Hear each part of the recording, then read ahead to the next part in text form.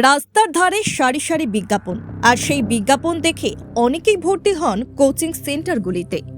পড়ুয়া ও অভিভাবকদের দৃষ্টি আকর্ষণ করার জন্য বিজ্ঞাপনগুলিতে দেওয়া থাকে সফল পরীক্ষার্থীদের ছবি, 100% চাকরির নিশ্চয়তা, কোথাও আবার ইন্টারভিউতে সাহায্য করার প্রতিশ্রুতি। তার সত্যতা কতটা তা নিয়ে থেকে যায় প্রশ্ন। তাই এবার বিভিন্ন কোচিং সেন্টার ও এডুকেশনাল ইনস্টিটিউটের মিথ্যে বিভ্রান্তিকর প্রতিশ্রুতি বন্ধ করতে কড়া পদক্ষেপ গ্রহণ করল কেন্দ্রীয় সরকার।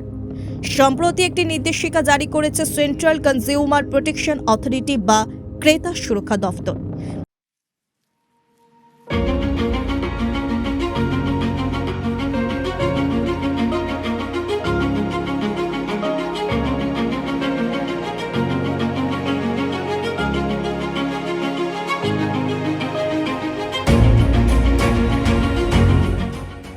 যেখানে বলা রয়েছে, কোচিং সেন্টার ও এডুকেশনাল ইনস্টিটিউটগুলি পরীক্ষায় পাশ করানোর বা চাকরির গ্যারেন্টির বিজ্ঞাপন দিতে পারবে না, এমনকি লিখিত সম্মতি ছাড়া বিজ্ঞাপনের টপারদের ছবিও ব্যবহার করতে পারবে না কোচিং সেন্টারগুলি।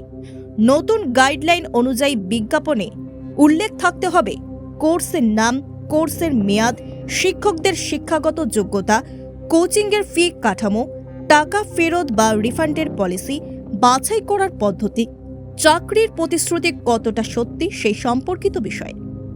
পাশাপাশি বিজ্ঞাপনে দিতে হবে সতর্কতামূলক বার্তাও। গাইডলাইন জারি করার পরই কর্তৃপক্ষের তরফে 54টি কোচিং সেন্টারকে নোটিশ পাঠানোর পাশাপাশি 54.60 লক্ষ টাকা জরিমানাও করা হয়েছে।